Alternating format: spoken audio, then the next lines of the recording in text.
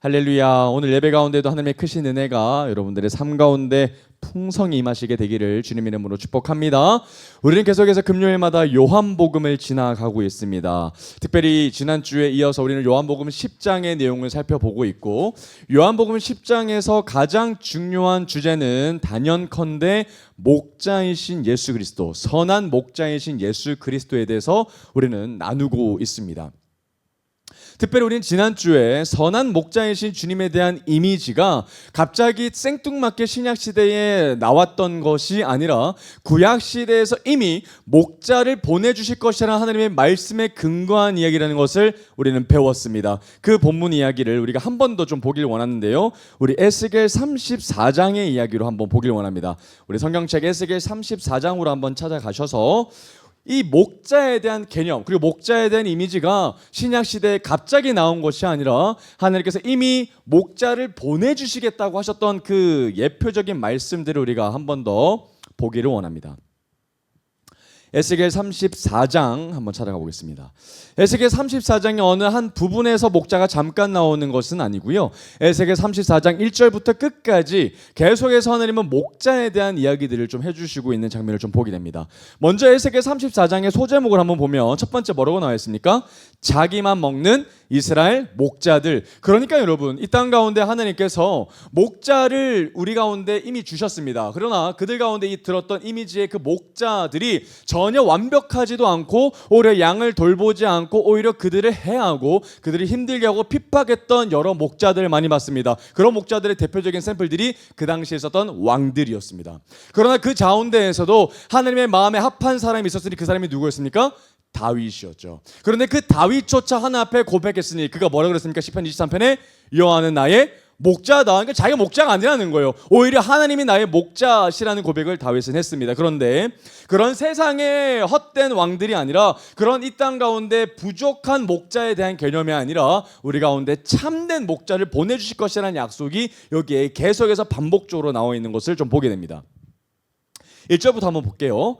여호와의 말씀이 내게 임하여 이르시되, 인자야 너는 이스라엘 목자들에게 예언하라. 그들과 목자들에게 예언하여 이르기를, 주 여호와께서 이같이 말씀하시되, 자기만 먹는 이스라엘 목자들은 화했을진저 목자들이 양떼를 먹이는 것이 마땅하지 아니하냐. 여러분, 지금 에스겔 시대, 이 바벨론 시대 때 특별히 하나님은 이 목자들을 향하여 질타하십니다. 내가 너에게 맡겨준 이 양들, 내 백성들을 너희들은 잘 먹이고 관리하고 보살펴야 했어. 그러나 이 땅에 목자로 세워진 많은 왕들은 그러질 못했어 라고 말씀하시면서, 그러나 너희들 가운데 여전히 소망이 있는 이유는 새로운 왕을 보내줄 건데, 새로운 목자를 보내줄 건데, 그 목자는 어떤 목자라는 거예요? 반대로만 보시면 되죠. 자기만 먹는 이스라엘 목자들의 반대말은 어떤 양이에요? 자기는 먹지 않지만 남들을 배부르게 하는 목자, 그런 목자들을 보내줄 거라는 거예요. 2절 하반절에도 목자들이 양떼를 먹이는 목자, 그런 목자들을 보내주실 거라고 하나님은 말씀하시는 거죠. 예언이라고 얘기했습니다. 3절. 그런데 이 땅 가운데 목자 행세를 하는 각자 목자들은 어떤 삶을 살았는가? 3절이죠. 너희가 살진 양을 잡아 그 기름을 먹으며 그 털을 입되 양떼는 먹이지 아니한도다. 그러니까 양을 먹여야 되는데 오히려 누굴 먹고 있는 거예요? 돌보야 할 양을, 오히려 양을 먹이고 있다라는 거예요. 그럼 목자가 아니라는 얘기죠. 이렇게 흉측한 목자들의 행태가 그 당시 있었다는 겁니다. 4절.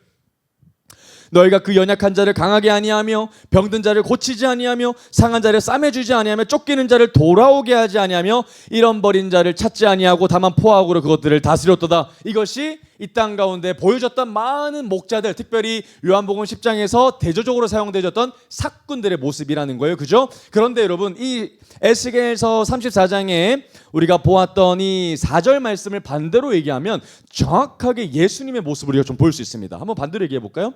그 연약한 자를 강하게 하며, 그죠?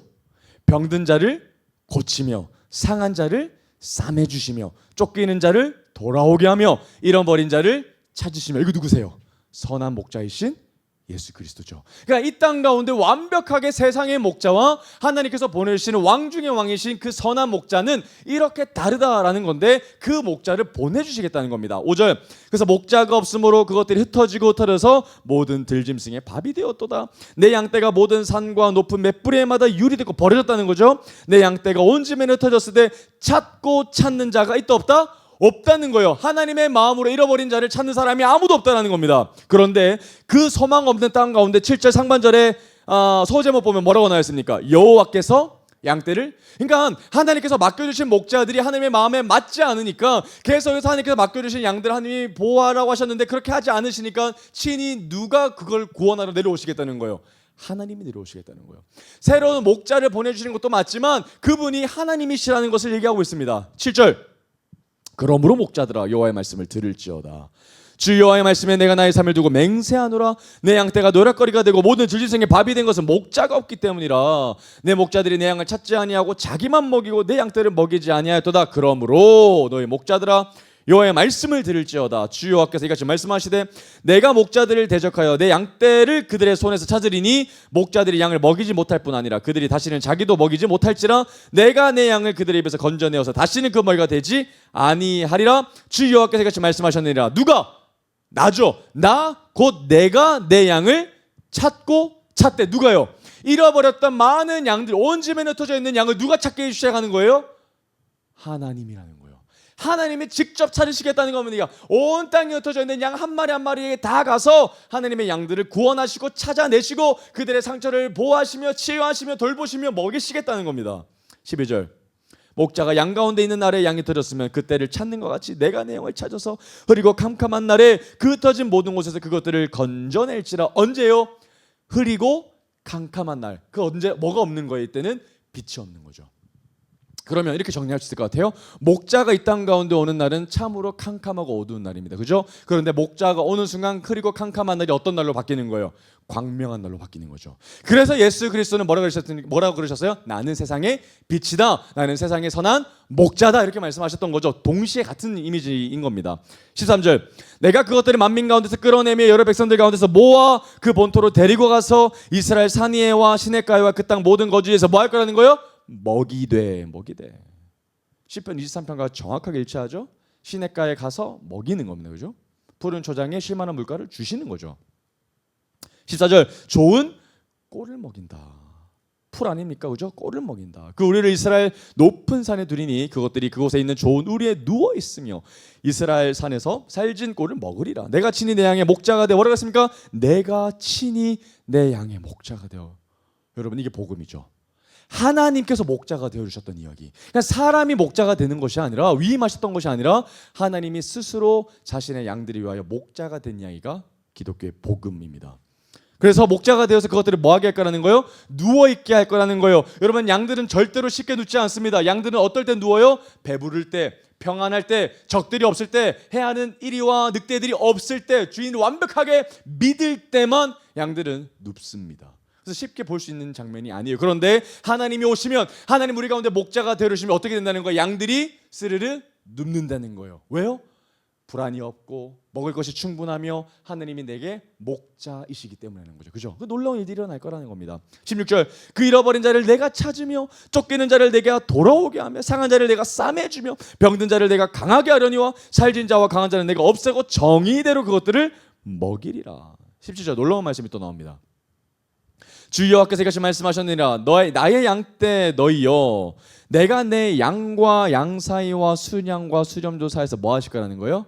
심판 나누실 거라는 거예요. 여러분, 우리가 지난주 요한복음 10장 초반부분에 게이트라는 단어를 봤습니다. 게이트가 뭡니까? 문이죠. 울타리가 있는 거예요. 그죠? 그러면 이것은, 문이 있다는 이유는 뭐 때문인 겁니까? 세상과 울타리를 구별하기 위함이죠. 문이 있다는 건 장소를 구별하기 위함인 거죠. 구분하기 위함. 그러면 문이 있다는 건 문 안에 있는 사람들도 있는가 반면에 문 밖에 있는 사람도 있다는 거죠. 그러면 예수께서는 문 앞에 서셔서 울타리 안으로 들일 양과 바깥에 있는 양들을 하나님이 뭐 하신다는 거예요? 심판하신다는 거예요. 놀라운 말씀을 미리 다 하셨습니다.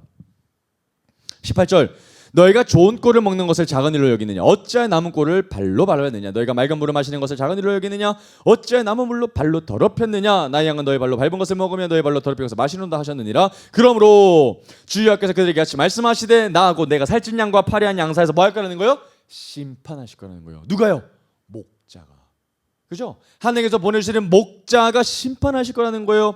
너희가 옆구리와 어깨로 밀어뜨리고 모든 병든 자를 불러 바다 무리를 바깥으로 흩어지게 하는도다. 그러므로 내가 내 양떼를 구원하여 그들로 다시는 노랫거리가 되지 아니하게 하고 양과 양 사이에 뭐 할 거라? 심판. 명확하게 예수님은 말씀하셨어요. 심판하실 것이다. 그리고 그분이 게이트가 되셔서 심판하는 양과 하지 않는 양을 구별하실 것이라는 얘기하죠. 23절. 내가 한 목자를 그들 위해 뭐예요? 세워. 누굽니까? 오실 예수 그리스도죠. 내가 세운다. 목자를 세울 거다. 먹이게 할 거다. 널 먹일까 할 거야. 그는 내 종 누구라고요? 다윗. 그러나 이미 이때는 다윗이 뭐였습니까? 이미 죽었죠. 그럼 여기서 말하는 다윗은 뭡니까? 다윗의 후손으로 올 한 사람으로부터 목자가 될 것이다. 보내주실 것이라는 예언의 말씀입니다. 그가 그들을 먹이고 그들의 목자가 될지라. 나 여호와는 그들의 하나님이 되고 내 종 다윗은 뭐라가 될 겁니까? 그들 중에 누가 될 거다? 왕이 되리라. 할렐루야. 그죠? 왕 중에 왕이신 예수 그리스도시죠. 나 여호와의 말이니라. 와우. 놀랍죠? 자, 그럼 여러분 다시 돌아와서 여러분 목자에 대한 개념은 갑자기 나온 개념이 아니라 이미 에스겔 때 완벽하게 다 보여주셨어요. 그러면 여러분 요한복음에 빵 하고 터질 때 예수님이 뭐라 그러셨습니까? 나는 세상의 빛이다. 그러면서 이 땅 가운데 빛이 오셨음을, 더 이상 어둡고 캄캄한 밤이 아님을 예수님은 말씀하셨습니다. 그리고 나아가 예수님은 뭐라고 말씀하셨습니까? 나는 생명의 떡이다 라고 말씀하시면서 뭐 하셨어요? 그들을 먹이셨죠. 말씀과 같이 그들을 먹이셨어요. 그리고 우리가 봤던 것처럼 밤낮을 구별하지 아니하시고 끝까지 그들을 뭐 하셨습니까? 치유하셨죠. 그들의 상처들 싸매 주셨어요. 그리고 우리가 요한복음 10장에 보는 것과 같이 진짜 에스겔에 예언되어 있는 것처럼 이 땅 가운데 누가 오신 거예요? 나는 목자다. 할렐루야. 그죠? 나는 양의 문이다. 나는 양의 목자다. 나는 선한 목자다라고 얘기했을 때 그 자리에 있었던 많은 사람들이 어떻게 반응했었습니까? 아, 에스겔 34장에 기록되어 있던 하나님이 보내주시기를 약속하신 그 목자가 바로 진짜 이분이시군요. 정말 다윗으로 오시겠다고 하셨던 그분, 다윗의 자손으로 오신 예수 그리스도, 그분이 진짜 우리를 먹이시기 위해 우리를 흩어져서 다 각자 있었던 그 길에서 모으셔서 하나님의 울타리 안으로 들여보내기 위해서 이 땅 가운데 오셨던 예수님이시군요. 그거를 보고 배웠을 거라는 겁니다. 그런데 많은 사람들이 깨닫지 못하죠. 모릅니다. 예수님이 끝까지 요한복음에서 계속 나는 양이 목자들아, 나는 너희들의 목자는 선한 목자다, 너희들을 먹이기 위해서, 너희들을 보살피기 위해서 왔다라고 말씀하셨지만 그들은 전혀 선하게 반응하지 못하고 있었습니다. 자, 그 상황 가운데에서 이제 요한복음 10장 19절 말씀을 한번 같이 보도록 합시다. 요한복음 10장 19절, 오늘의 말씀 첫 말씀입니다. 요한복음 10장 19절 말씀입니다.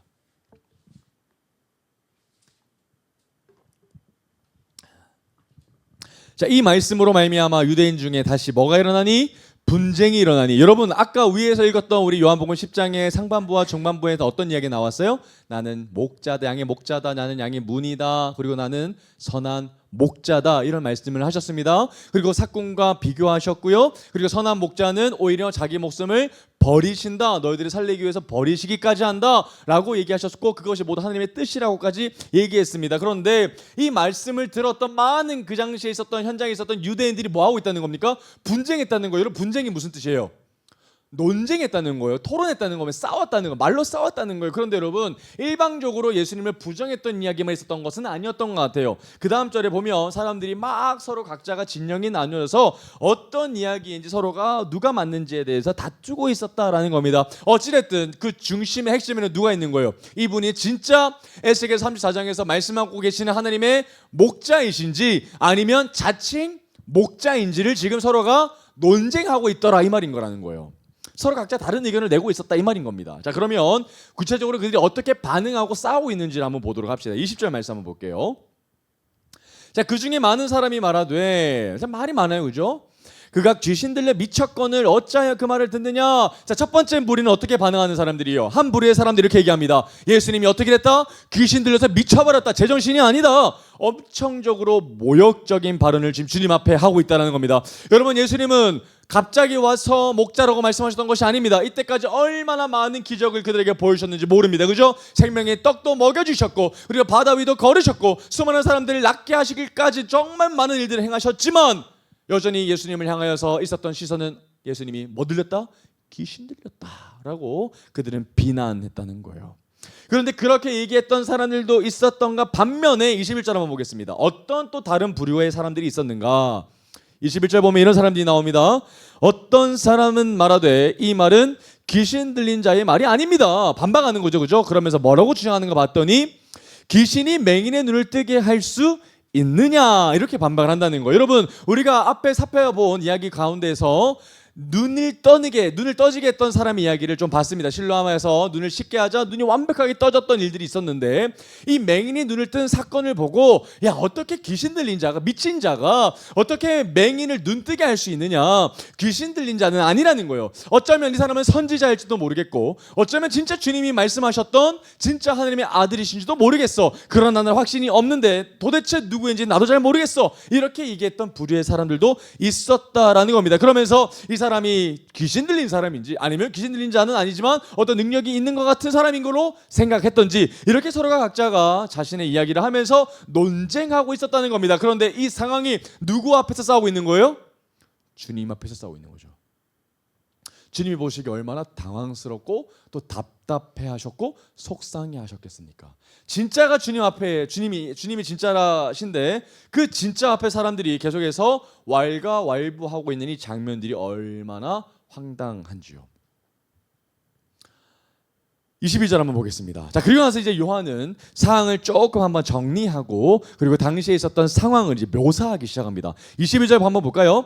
예루살렘에 어떤 때가 옵니까? 수전절이 이르니 때는 겨울이다. 여러분, 수전절 한번 동그라미 쳐볼까요? 여러분, 성경에서 유일하게 딱 한 번 나오는 절기입니다. 수전절. 그리고 수전절의 날짜가 언제요? 겨울입니다. 우리나라로 치면 11월, 12월에 해당되는 날이 바로 수전절입니다. 여러분, 수전절 기억하시나요?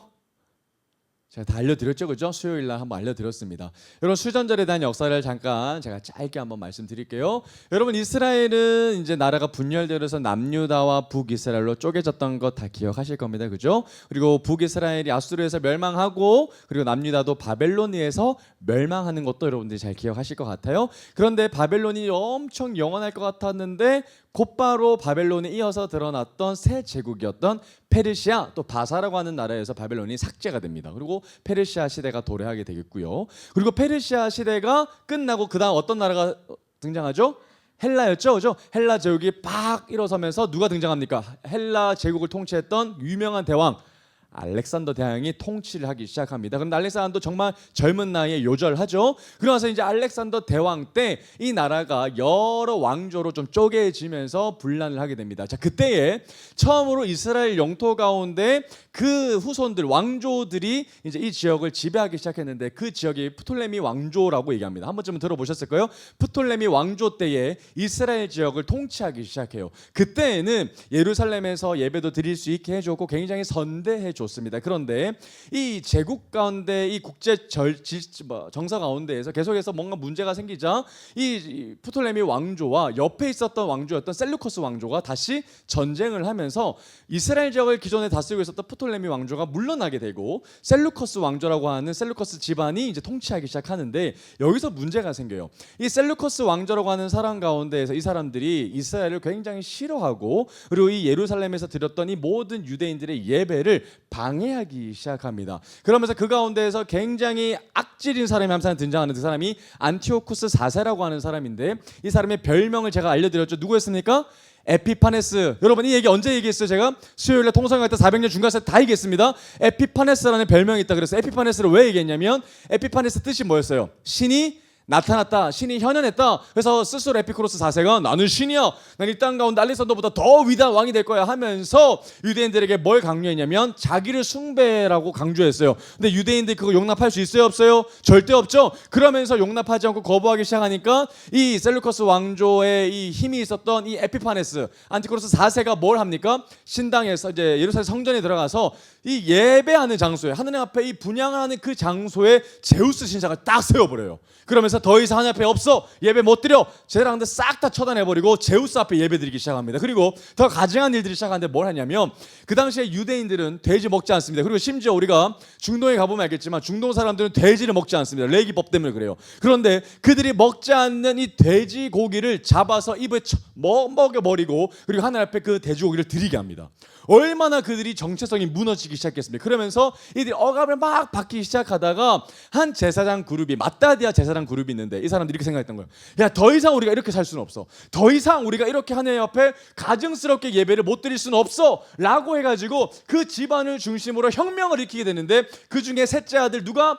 마카비라는 사람이 기억나실 겁니다. 마카비를 중심으로 해서 혁명을 일으키는 거예요. 더 이상 우리는 에피파네스에서 우리가 굴복할 수 없어. 우리는 혁명을 일으켜서라도 싸움을 하서라도 우리가 다시 한 번 더 뭘 회복할 거라는 거예요? 성전 회복할 거라는 거예요. 어디 성전 앞에 제우스 신상이 싸우면서 제우스를 박살내버리고 모든 가증한 것들을 부셔버리고 다시 성전을 회복했던 적이 있는데 바로 그 날이 무슨 날이라고요? 수전절입니다. 수전절. 수전절의 핵심은 뭐예요?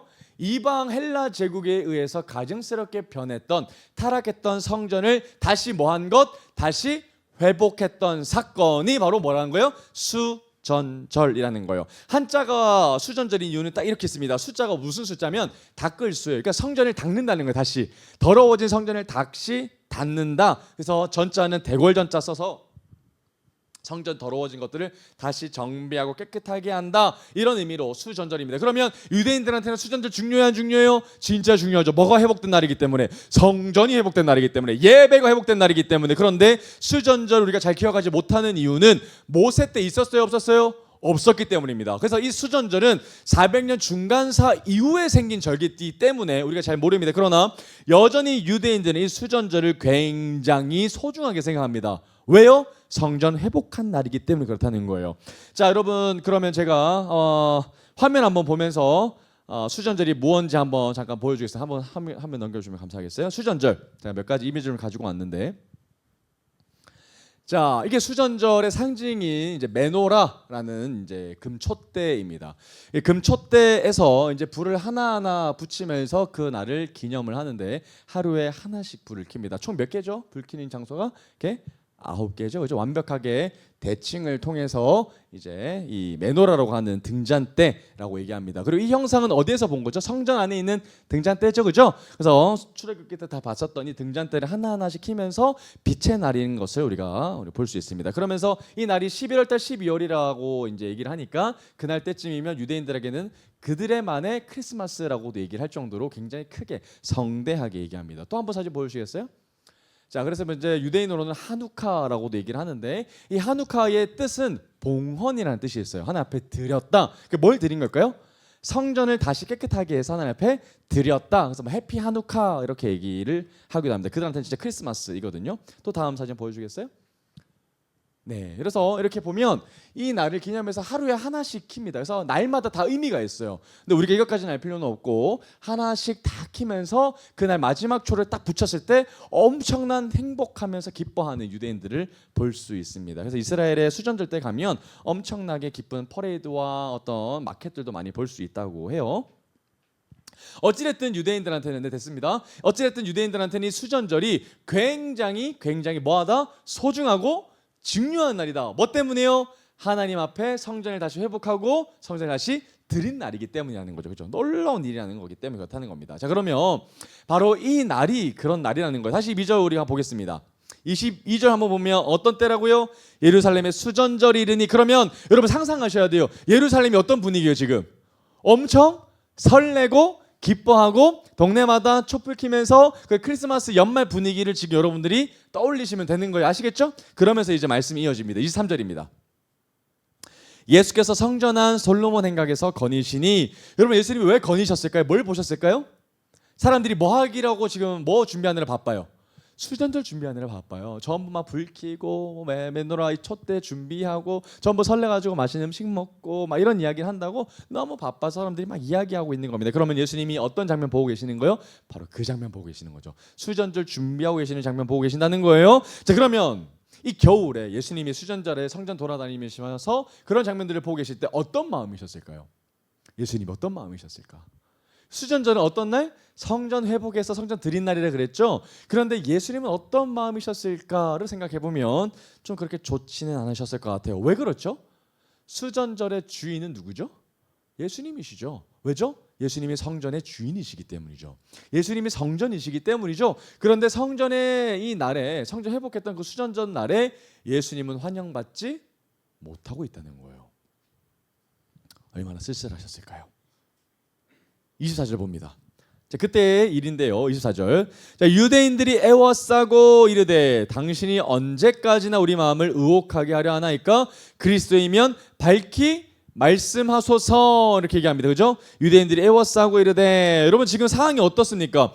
예수님 주변으로 많은 사람들이 와서 지금 막 물어보고 있고 얼마나 이 억압적으로 분위기를 만들고 있는지 모릅니다. 그러면서 더 이상 우리를 헷갈리게 하지 말고 의혹하게 하지 말고 분명하게 당신이 그리스도면 그리스도를 얘기하고 당신이 아니라면 아니라고 분명하게 우리 헷갈리지 않게 얘기하라는 거죠. 그죠? 그런데 여러분 이미 예수님이 말씀하셨어요? 안 말씀하셨어요? 다 말씀하셨죠. 나는 생명의 떡이다. 세상의 빛이다. 나는 양의 목자다. 나는 선한 목자다. 나는 그리스도다. 나는 아버지와 하나다. 다 말씀하셨어요. 그런데 그들이 안 믿었죠.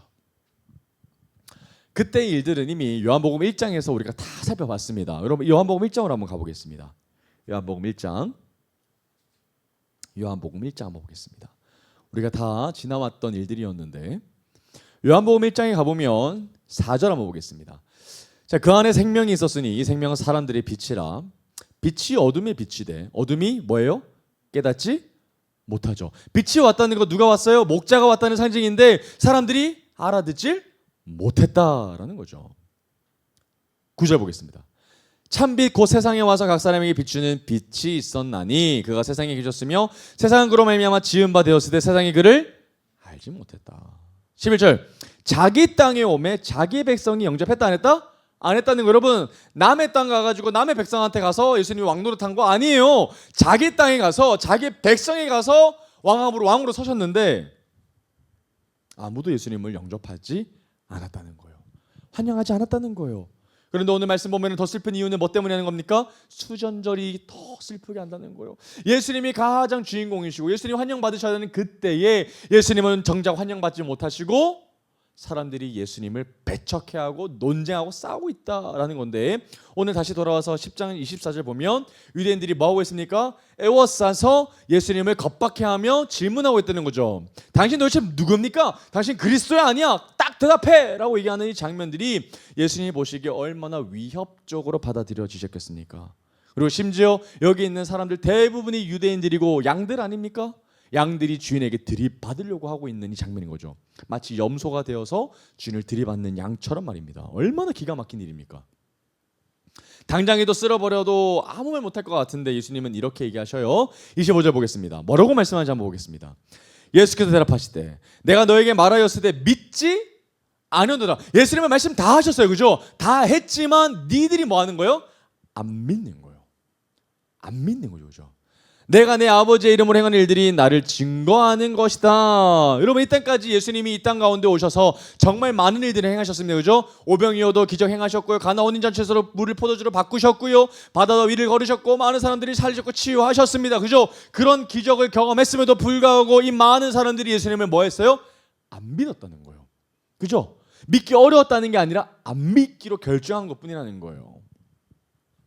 그러면서 이때까지 예수님이 그렇게 행하셨던 그 모든 일들이 내가 하나님으로부터 오셨음을 증거하는 일이었다는 것을 말하고 계셨다는 거예요. 예수님을 위해서 하는 일이 아니라 내가 이렇게 능히 할 수 있는 일들이 내가 하나님으로부터 왔기 때문에 하나님이 보내신 목자이기 때문에 너희들에게 믿음을 주기 위해서 내가 이런 일들을 한다라고 분명히 말씀하셨다는 겁니다. 내가 행했던 그 모든 일들을 보면 그래도 못 믿겠냐라고 말씀하시는 것 같지 않으십니까? 그런데 그 많은 사람들이 그 유대인의 많은 사람들이 예수님을 기적을 경험했고 봤음에도 불구하고 뭐 한다는 거예요? 믿지 않는다는 거예요. 뭐가 문제일까요? 그러면서 이제 충격적인 말씀이 나와요. 26절 보겠습니다. 뭐라고 말씀하십니까? 너희가 내 양이 아니다는 거예요. 너희가 내 양이 아니기 때문에 믿지 않는다는 겁니다. 내 양이 아니라서 안 믿는다. 우리가 지난주에 살펴봤던 것처럼 양은 목자의 음성을 압니다. 그죠? 그리고 목자의 음성을 알아서 목자를 듣고 따라갑니다. 그런데 예수 그리스도의 양이 아닌 사람들은 뭐해요? 목자의 음성을 구별하지 못하죠. 목자의 음성을 구별하지 못하면 뭐합니까? 따라갈 수 없죠. 마찬가지로 지금 예수님의 말씀을 수만 번 하셨지만 그들이 따라오지 못하는 이유는 그들이 목자의 음성을 구별해내지 못할 뿐만 아니라 예수 그리스도를 따라가지 않고 있기 때문이었다는 거예요. 그럼 뭐 해야 됩니까? 목자라고 느껴지면 목자의 음성을 귀담아 듣고 목자가 무엇을 원하는지 목자의 마음이 무엇인지 깨닫고 목자에게로 따라가야 양이라는 거죠. 그죠? 여러분 예수님은 분명히 게이트라는 말씀을 주셨습니다. 구별해내시는 거죠. 내 양과 내 양이 아닌 염소들을 문 앞에서 구별하신다, 심판하신다 라고 말씀하셨다는 겁니다. 그러면서 27절 말씀하시죠. 내 양은 내 음성을 뭐하며? 들으며. 밑줄 한번 꺼볼까요? 듣는다. 내 양은 내 음성을 듣는다. 동시에 예수님이 그들을 뭐 하셔요? 안다. 그죠? 그리고 우리가 또 해야 될 게 있습니다. 들을 뿐만 아니라 뭐 해야 돼요? 마지막에 나를 따른다. 그럼 양은 두 가지 잘하면 돼요. 뭐 하면 돼요? 목자의 음성을 듣고 듣기만 하는 것이 아니라 뭐 해야 됩니까? 목자의 음성을 따라가야 되는 거예요. 그게 양이라는 거예요. 여러분 우리가 양이고 그분의 목자이시면 날마다 목자의 음성을 들을 뿐만 아니라 뭐 해야 되는 거예요? 우리의 삶 속에서 실천하면서 목자를 실제적으로 따라가야 한다는 겁니다. 목자로부터 이탈되면 안 된다라는 거예요. 그죠? 항상 그분이 뭐라고 말씀하시는지, 그분이 내게 어떤 마음을 가지고 계시는지 날마다 예민하게 그분 앞에 서서 그분의 음성을 듣고 그리고 그 말씀 가운데 반응하고 따라가야 한다는 겁니다. 그것이 이 땅 가운데서 양들이 보여지는 자연스러운 삶의 태도이고 모습이라는 겁니다. 여러분 이것이 자연스러운 거예요. 만약에 우리가 양들이 목자 음성을 따라가지 않고 오히려 다른 것들을 따라가고 목자 앞에서 뻗탱긴다면, 양의 목자 앞에 반항하고 오히려 목자를 들이받는다면 그것이 오히려 부자연스러운 것이죠. 자연스러운 것은 그분을 따라가는 삶이요 그분밖에 모르는 삶이라는 겁니다. 양은 목자밖에 모르죠. 그것이 당연한 겁니다. 목자를 따라가는 것이 당연한 거고요. 목자를 따라가는 것만이 최고의 안정이 있다는 것을 여러분들이 다시 한번 깨달아 알게 되기를 주님으로 축복합니다. 여러분 절대로 헛된 목자들을 따라가시면 안 돼요. 세상의 목자들을 따라가시면 안 됩니다. 그 결말은 뻔합니다. 사망이죠. 배신입니다. 그러나 우리의 참된 목자 되시는 예수 그리스도는 우리를 끝까지 우리를 푸른 초장으로 쉴만한 물가로 우리를 인도하실 겁니다. 할렐루야. 우리 따라갈 분을 따라가야 되는 거죠. 근데 여러분 28절을 봅니다. 엄청난 위로의 말씀이 28절에 등장을 하는데 내가 그들에게 뭐 줍니까? 영생, 이터널 라이프입니다. 그죠? 여러분 그렇게 가증하기 짝이 없는 날 믿지 않는 그들에게 예수님은 또다시 말씀하시는 거예요. 내가 너들 저주할 거야. 니들 안 믿어? 오케이 그건 나면 좋지. 너희들 죽으면 나 좋지. 이렇게 말씀하시지 않습니다. 뭐라고 말씀하셔요? 그렇게 믿지 못하는 그들에게도 끊임없이 예수님은 이렇게 말씀하시죠. 내가 너희들에게 영생을 준다. 영생을 준다. 영생 주는 것이 어떠한 것을 의미하는 거예요? 영원히 멸망하지 않는다, 심판받지 않는다는 거예요. 나아가서 오늘 핵심 말씀입니다. 또 그들을 내 손에서 빼앗을 자가 있다 없다? 없습니다. 내 손에서 빼앗을 자가 아무도 없다.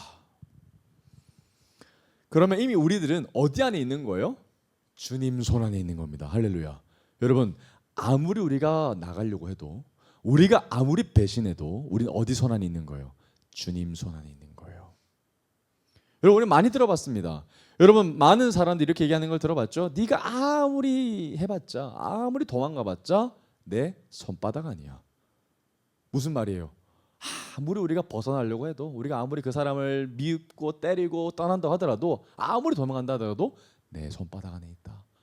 내가 너를 버리지 않는다. 내가 너와 함께 있다는 말씀이죠. 그런데 그때는 참 무서운 이야기지만 예수님이 우리 손바닥 안에 있다라고 말씀해 주셨을 때는 우리가 얼마나 큰 위로인지요. 우리가 떠날 때에도 여전히 우리는 주님 손 안에 있다. 우리가 하나님을 떠날 때에도 배신할 때에도 오히려 우리는 세상을 목자로 삼아서 우상 숭배할 때도 여전히 우리는 누구 손 안에 있다? 주님 손 안에 있다. 할렐루야. 우리가 주일 때마다 이제 에베소서 말씀을 볼 겁니다. 근데 에베소서에서요 그리스도 안에서라는 단어가 진짜 많이 나와요. 그래서 이번 에베소서의 테마의 주제가 뭐냐면 in Jesus입니다. in Jesus. 주님 안에서. in Christ. Jesus. 주님 안에서 우린 거할 겁니다. 오케이. 놀라운 이야기가 또 주의 말씀 가운데 선포될 거니 여러분 기대하십시오.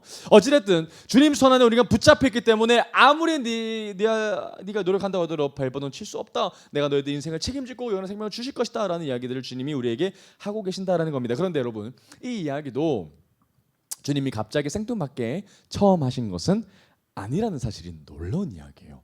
이미 구약에 있었던 말씀들을 한 번 더 언급하시고 구약의 말씀을 성취하셨던 건데요. 여러분 시편 23편을 한번 가보도록 합시다. 시편 23편. 성경은 정말 기가 막히게 다 연결되어 있습니다. 시편 23편 보겠습니다.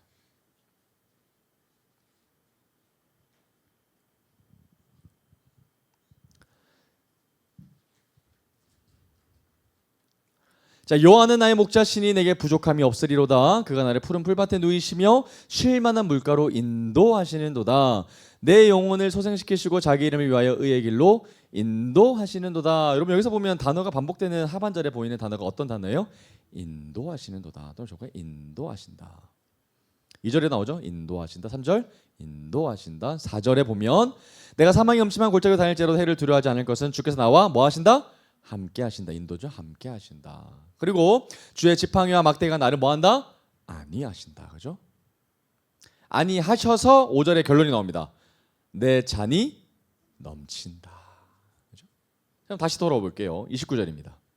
자, 그러한 삶을 우리가 봤습니다. 누가 있으면요? 우리에게 목자가 있으면 말이죠. 그죠? 자, 인도하신다, 끝까지 책임지신다, 버리지 아니하신다라는 말씀이시거든요. 그런데 그 말씀을 그대로 받으셔서 29절 이렇게 확장시켜 주십니다. 자, 29절 봅니다. 그들을 주신 내 아버지는, 예수님에게 양을 주신 분이 누구셔요? 하나님 아버지시죠. 그죠? 양을 예수님이 선택하신 것이 아니라 하나님이 다 주셨던 거예요. 그죠? 아버지는 만물보다 크시다. 그러면서 이렇게 말씀하십니다. 아무도 아버지 손에서 빼앗을 수 없느니라. 누가요? 우리들이요.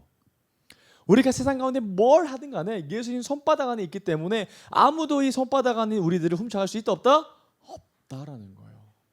여러분, 이 말씀이 얼마나 위로가 되는지요. 여러분, 그리스도인들은요 절대로 세상 안에 있지만 절대로 세상에 속한 자는 아닙니다. 우리는 어디에 속한 자예요? 주께 속한 자죠. 세상에 잠깐 거하지만 우리는 주님 손바닥에 거하는 자들이라는 겁니다. 아무도 우리를 탐낼 수도 없고 빼앗을 수 없다라는 겁니다. 그러면 주님 우리에게 딱 한마디 하시는 거예요. 너 누구 거? 내 거라는 거예요. 네가 아무리 다른 사람한테 가서 아빠라고 얘기한다 하더라도, 당신을 사랑합니다 하면서 다른 사람을 사랑한다 하더라도 예수님은 딱 한마디 하시는 거예요. 너 내 거야. 내 거야. 내 손바닥 안에 있어. 너 절대 안 뺏겨.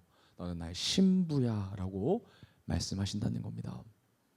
내가 너를 어떻게 잊겠습니까? 그러니 하나님께서 내게 주셨던 신부가 바로 우리들이라고 말씀하시는데 그게 신랑의 마음이라는 거예요. 영어 성경 보면 이렇게 나와 있어요. No one can snatch. 아무도 강탈할 수 없다는 거예요. 훔칠 수가 없다는 거죠. 아무도, nobody. 그러면서 이렇게 말씀하십니다. 30절. 나와 아버지는 하나이니라 하신대. 이 마음이 결국 어디로부터 온 겁니까? 우리가 그토록 믿고 따르던 성부 하나님의 마음이라는 거예요. 왜죠? 에스겔 34장에 나왔었던 그 아버지의 마음이 바로 하나님의 마음이기 때문이라는 거예요. 우리에게 목자가 너무나도 필요하다는 사실을 누가 고백하신 겁니까? 하나님이 말씀하시지 않으셨어요? 그래서 그 마음이 하나님과 성자 예수님이 같다라고 말씀하시는 거죠. 나와 아버지는 하나다. 성부가 태초전에 계획하셨던 그 계획하신 바와 성자 예수님이 이 땅 가운데 행하셨던 그 순종의 바가 다른 것이 아니라 하나라는 거예요. 그러면 여러분, 진짜 이 땅 가운데 에피파네스, 신이 나타났다는 누구에게만 쓸 수 있는 거예요? 예수님에게만 쓸 수 있는 거죠. 여러분, 사람에게 에피파네스 쓸 수 있어요? 없어요? 없어요. 그래서 실제로 에피크로스 4세가 스스로 에피파네스라고 했을 때 많은 기독교인들이 그를 후대에 적그리스도라고 얘기했어요. 그리스도에 반하는 사람이라고 얘기했거든요. 자, 그렇다면 여러분, 진짜 우리는 진짜 우리 주님이 신이 나타났다. 그분이야말로 우리 가운데 에피파네스라는 것을 우리가 고백할 수 있게 됩니다. 자, 그럼 우리가 다시 돌아가서 수전절로 우리가 한번 생각해 보면 좋을 것 같아요. 여러분, 예루살렘에 정말 아름다운 노래 향기가 들리기도 하고 맛있는 음식이 코 속을 들어오기도 하고 사람들이 기뻐서 막 신나합니다. 설레합니다. 크리스마스 연말 분위기입니다.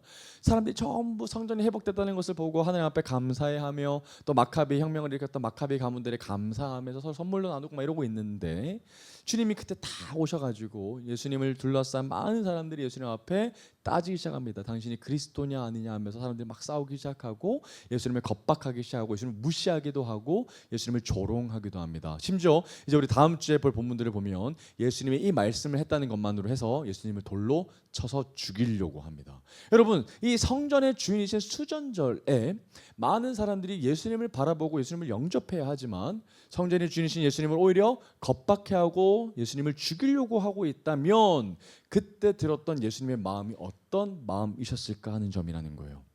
그야말로 예수님이 안 계신 예수님 파티죠. 크리스마스인데 여러분, 진짜 주인공은 예수님 아닙니까? 그런데 왜 자기들끼리 선물 주고받고 기뻐합니까? 그죠? 예수님 없는 생일 파티에 예수님의 오신 거예요. 그럼 누굴 기념해야 돼요? 빨리 예수님을 영접하고 예수님 앞에 감사하고 예수님을 축하해야 하지 않겠습니까? 그러나 아무도 진짜 수전절의 주인공이신 예수님을 영접하지 아니하고 거들떠 보지도 않고 오히려 배척하고 주님께 심지어 돌을 던져 죽이려고 하고 성전의 주인이신 주님을 성전 밖으로 내쫓으려 하고 있다라는 거예요. 여러분, 성전의 주인은 누구십니까? 예수 그리스도시죠. 말씀 한번 찾아보겠습니다. 요한계시록 21장 말씀입니다. 요한계시록 21장 22절 23절 말씀입니다. 요한계시록 21장 22절 23절. 요한계시록 21장 22절 23절 말씀입니다. 요한계시록 21장 22절 23절. 성전 되시는 예수 그리스도에 대한 말씀이 이곳 가운데 기록되어 있습니다. 요한계시록 21장 22절 23절 말씀입니다. 성 안에서 내가 성전을 보지 못하였으니, 여러분, 예수 그리스도께서 성전이 되셨기 때문에 그곳에 성전이 없는 거예요. 여러분, 마지막 우리가 가게 될 그 천국에 성이 있을 거라고 생각하는데 성이 없다는 거예요. 왜 성전이 왜 없지? 왜 성전이 없지라고 막 찾아봤는데 이유가 나와 있어요. 이는 주 하나님 곧 전능하시니와 및 어린 양이 뭐가 되신 거예요? 성전이 되셨다는 거예요. 그러면 성전이 건물이 필요 있어요, 없어요? 없다는 겁니다. 날마다 예수님이 성전이 우리에게 되어주셔서 그분으로 인하여 우리가 하나님 앞에 예배할 수 있고 나아갈 수 있게 됐다라는 거죠. 23절입니다.